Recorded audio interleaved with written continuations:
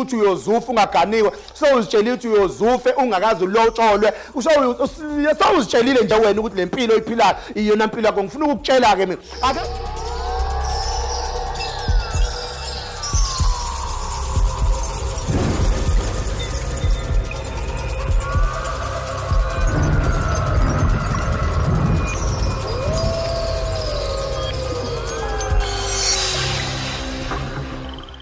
Mhlongo sicela ukwamukela kwiKZN podcast siyajabula ukuba nawe namhlanje igama lami ngoNobelungu and ngithanda ukwamukela mhlawumbe umkhulu utholakala phi mangase ngibuze asibingelele futhi nathi obingelela umntwana Mhlongo kanjomani yadi kumnyakanyaka atholakala lesine mntana kodimba kumnguni kozamazama kofenye umfana onezibonge ezimbili geleke zimbili ziyaphila nje zonke sisemgababa lesithola khona ntokazi noma la isizela khona abantu emgababa bathi area i7 mungakamthathelwa nje esitolo isona step isetshenziswayo leso okay mhlawumbe inombolo esingathola kuyona ithini asibambe 0780 11 71 063 0780 1171 063 iyona number ke sitholakala kuyo leyo okay umkhulu uyinyanga uyisangoma umthandazo yini sikwenza konke sinyanga makukhona ukudinga ubunyanga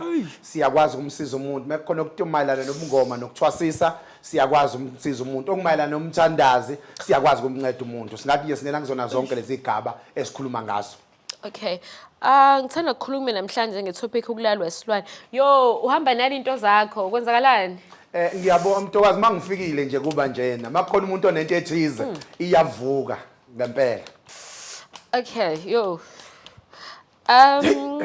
asikhulume ngokulalwa isilwane mhlambe yini isilwane masikhuluma ngesilwane sisuke sikhuluma ngezinto ezintathu ngenxa ukuthi isilwane asiyona into eyodwa ngenxa ukuthi isilwane futhi ihlukene igaba ezintathu kukhona isilwane esivuse ethuneni esiba umuntu ongasekho kuzoba khona isilwane esutikoloshe esesibili lesilwane kuzoba khona isilwane nje esumantindane noma isilwane esakhiwe kwakhiwa isilwane esithize sasophendula sawuwena umuntu ovuswe ethuneni kuzoba umuntu omantindane owafa waphendulwa besilwane kuzoba umuntu oyisilwane kodwa wakhiwe nje zintathu ke ilwane masikhuluma ngezilwane sisuke sikhuluma ngalezo zinto ezinjalo ngenxa ukuthi ngiyasaba kakhulu isilwane etopic esikhuluma ngayo itopic ebucayi kakhulu ngenxa ukuthi abantu sebechithelwe imendo abanye bachithelwe umshado ngenxa yesilwane abanye namhlanje bahamba emgaqweni abanye kwaphela konke akusikona ukuthi batsha kwatsha kuphela basuke balinyazwa ukuthi empilweni yabo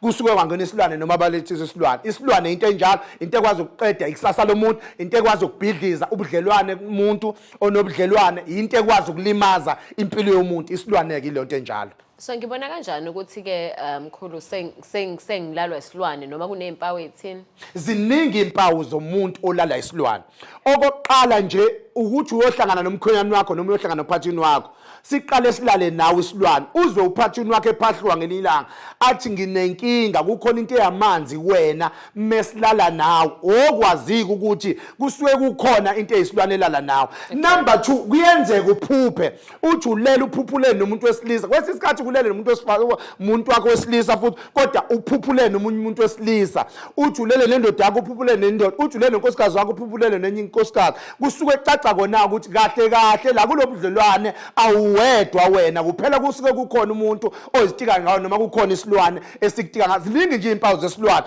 nanokuthi kwesisikhathi asincane isilwane ukuthi uxabane nabantu kuba ngathi wrong mode ukhuluma into right ephinde kube wrong kubantu kuba ngathi wonile wena uphile ukuxolisa ngisho bangeneni bakho kusuke kuyisilwane ke lesikwenzela lobucwaca lesisuke sikhona kuwena oh okay so if uphupha ulele nomuntu wesilisa noma wesifazane engekho lo muntu kuwena nje uzana usuke kuyisilwane naleso isilwane leso guarantee geje futhi oh okay so yini umuntu angasiza ngala ngakhona sorry mkhulu before ngifika lapho akwenzeke uyiphuphele nje usingathi ulele nomuntu akukwazi ukuthi uphuphe nomunye okuphuphuleni nomuntu so uphuphele umuntu ongamazi ulele naye isilwane kusuke khona umoya othize wesilwane So wenza kanjani ke mhlawumbe ukuthi uzame ukuthi usilwise noma ususeke?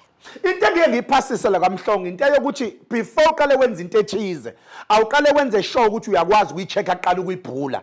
Into ebalekile baningi abantu abenza izinto ezahlukene baze bayigxeka izinyanga ukuthi ayisizi kanti izinyanga ziyasebenza. Kuphela usuke wathola umuntu omesana wafika kwamtshela ukuthi ngesilwane wabese lo muntu ethatha u1 no2 no3. Into right oyokuthi uhlole ukuthi unhloboni yesilwane lesi esikuwena khona kuzokwazi ukuthi namakhamba azosebenza kusona ngenxa ukuthi amakhamba ahlukene. Khona isilwane usilaphe inyama emnyama ingekho lesithi uso abanye bathi umgqabhiso khona isilwane ongekusilaphe lezo zinto zingekho. Number 2 khona isilwane ongekusilaphe inkukhu emnyama ingekho obambaka isilwane esifile leso umuntu isilwane masikhuluma ngenyama lesi sinyama ikwazi ukulapha umkhovu makuthiwa umuntu ubelethiswe isilwane esimkhovu kuzothi inkukhu emnyama ikwazi ukusebenza kumuntu ovuswe ethuneni lesi silwane lesi esumcula esivuswe ethuneni savuselwa kuwena bambe into efile ilashwa ngento efile kodwa into ephilayo uyavuswa iflashwa ngento ephilayo ngamanye amazwi lezilwane ehlukene kubalekile ukuthi uqale uchecke eqala ukuthi iyiphi indlela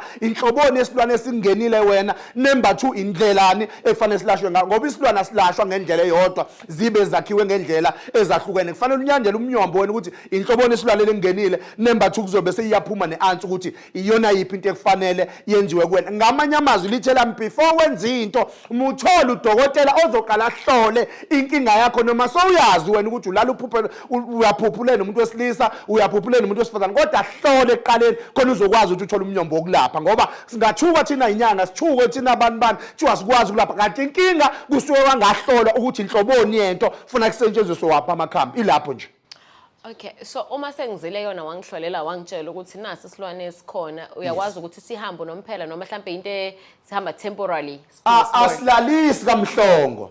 Asilalisi kaMhlongo into edala ukuthi abantu esibalaphayo kwaMhlongo bangaphinde babuye ngoba sebezele ezinye izinto ingenxa ukuthi asifani nabantu abakhanda imoto ukuthi umuntu okhanda imoto uzofa start imoto ifike izolungisa imoto kuyabusela imazi okunye enjinini masilapha la silapha gelekeqeni nesisilwane sisikhipha for good singaphinde sibuyele kwena. Sinabantu abasibonga ngeimbuzi basibonga ngamagusha basibonga ngeenkomo basibonga ngeemoto ngenxa yemisebenzi yethu emihle ukuthi masiyenza into siyayenzisisa siyabiza ke kwaMhlongo ngifuna ukumtshela umuntu engakafoni mhlamba khona engekeze siyabiza kwaMhlongo kodwa sibizela ukuthi phela ngelinye ilanga umuntu simlapha ngendlela eright gelekeqe siyayiqeda into asilalisi thina siyaqeda nje straight.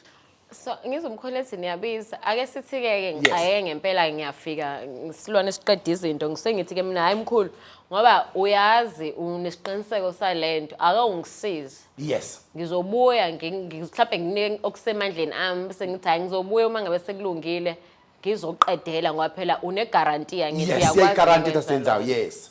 Uyakwazi. Siyakwazi ukubuyela emsamo sicele mhlamba ukuthi sikusize ngalo ndlela ocela ngayo.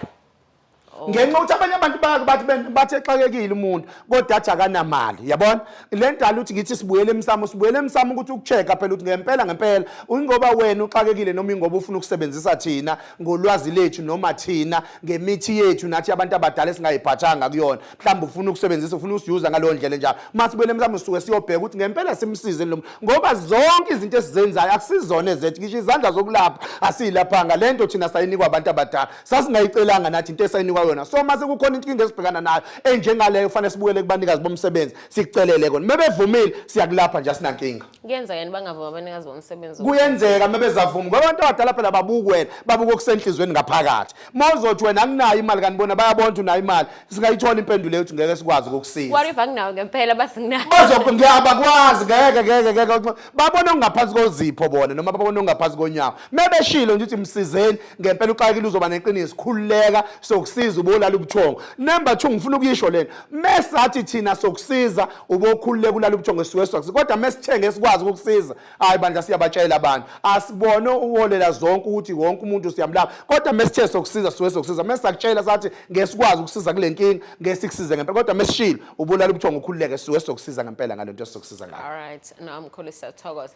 Ngicabanga ukuthi mhlambe before sivala le topic esilwane kukhona okuthile ofisa ukusho mhlambe singakhavanga ngele topic esilwane ufuna ukusixwayisa ababukeli ukuthi hayi kukanje noma mhlambe isombululo sikanje ikhona ungakusho. Ngifuna ukukhuluma nalo sisi okekhaya owalahlekelwa umyeni wakhe ngenxa yesilwane.